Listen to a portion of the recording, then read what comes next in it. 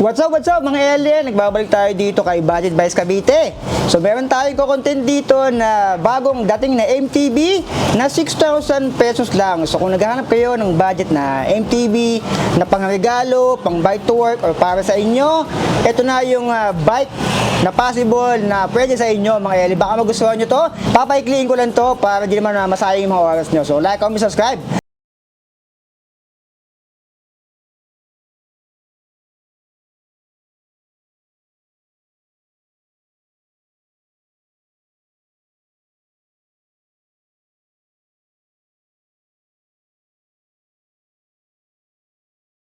Sabi ko sa inyo na 6,000 pesos lang. Ito si Simon Trail XXT. So yan yung kanyang mismong model. Yung frame nito ay alloy na. Huwag kayong maglala, alloy yung frame nito. And kapag may nakita kayong ganyan, usually yung pag ganyan yung kanyang top tube, small size frame yan. Tignan natin. Ayan, size 15.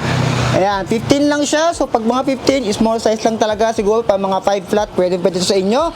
Kung medyo maliit kayo, ay pwede yan. Yung head tube na to, syempre dahil budget to, ayan, straight lang siya. And yung kanyang cable routing, naka internal sa kanyang down tube and sa kanyang top tube. So naka full internal siya, naka one bay lang to. Ito yung kanyang top tube na nakalagay dito ang Trail XXT. Lightweight aluminum. And nandito yung warning na bawal ang tanga, mag-helmet ka kahit tulog ka. Para pagising mo, ride out ka na lang.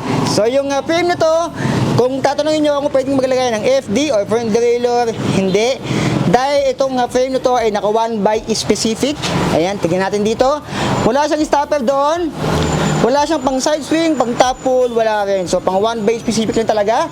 Yung frame ni Simon Trail XXT, yan yung usong-uso ngayon, 2022.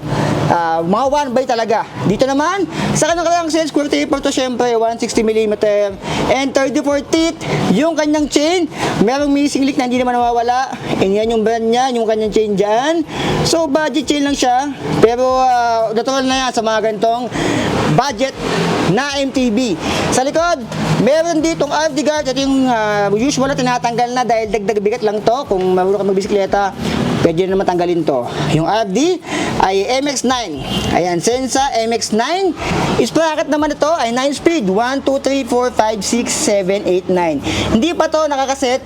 Thread type pa to. Ang ginamit dito 13, 36 teeth. Ayan. So thread type pa. Dito naman isa 4, 8, 12, 16, 20, 24, 28, 32 yung ginamit na spoke sa kanya. Alloy yung kanyang rims. Yung gulong nito 27.5 by 2.35 yung ginamit. Ito yung 2.35. Ayan. So feeling ko naman max na yan. Huwag yun ang dagdagan. Yan yung 2.35. Sa likod dito dumaan yung kanyang brake cable. Naka-IS mount. Ayan siya. Siyempre single piston lang yan. 160mm rotor, 6 bolts. And hindi siya naka-quick release mga alien. Nakanat pa siya dyan. So yan lang yung nakita kong downside sa kanya. And meron na siyang freebie siyempre na stud na kasama. Ayan. Sa harap, tignan natin. Ay, ito muna tayo sa ano. Seat post naman na to, 27.2. Bakal to. Ang haba is 300mm. Stock pedal, syempre. Hard plastic, may bakal sa loob. Ball bearing pa yan. Yung kanyang upuan, medyo mataba, oh. Ayan, Simon. Wala nga lang siyang cooling system ng itlog na dito. Sa harap, ito, bakal to, syempre. Stock yan. And coil type pa, meron niyang manual lockout. Sa kabila, meron siyang preload.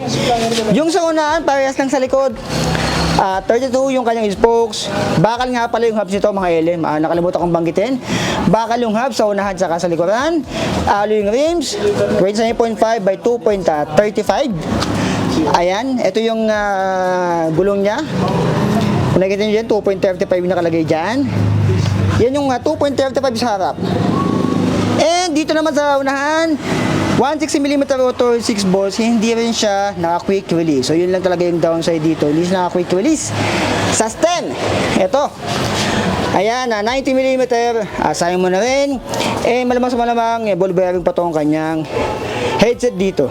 Ginamit, mixer. And yung bakal, na handlebar niya ay 700mm. Ayan. And dito naman, brake niya ay mechanical. Pero kung gusto nyo palitan ng hydraulic, pwede mo naman since na nakahiwala yung shifter and brake, hindi siya na-combo shifter, pwede itong palitan ng MD200.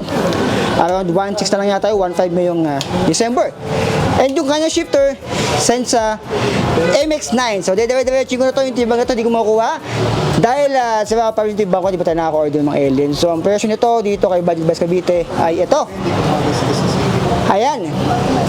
Simon Trail XST 27.5, 1/9 speed na kasensa, yung SRP niya 6.5. Yan yung mga kasama ng previous, and yung cash niya is 6,000 pesos lang, wala siyang previous na kasama. So yan mga alien, 6,000 pesos lang. Kung nagkaroon kayo pang regalo para sa sarili nyo, para sa inyo, sa mga anak nyo, sa mga tropa nyo, or pamparapol, pwede rin ito mga alien. Si Simon XXT, small size frame, pwede kung mga 5 flat kayo, mga 5.3, mga ganon, is itong frame na to is pwede. Small size lang naman siya mga alien. So yun, kung gusto nyo to, pwede nyo itong puntahan dito kay Budget Bus Cavite. Meron din silang Shopee, nandiyan sa screen nyo ngayon, tsaka nandyan sa video description yung kanilang Shopee page and Shopee page mga alien. So ayan mga alien, like, comment, subscribe, so be it, I love you all. 6,000 pesos, dahil nga.